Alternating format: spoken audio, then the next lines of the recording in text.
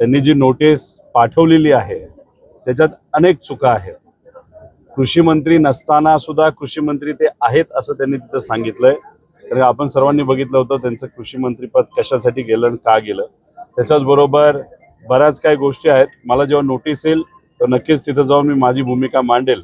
आता जे काय आहे ते आपण कोर्टामध्येच तिथं बघू. त्यामुळे आता लोकांना माहिती आहे काय घडलं कसं घडलं. त्याच्यात त्यांनी कुठेतरी वकिलाली काल काय गोष्टी सांगितल्यात की हा AI जनरेटेड वगैरे होता.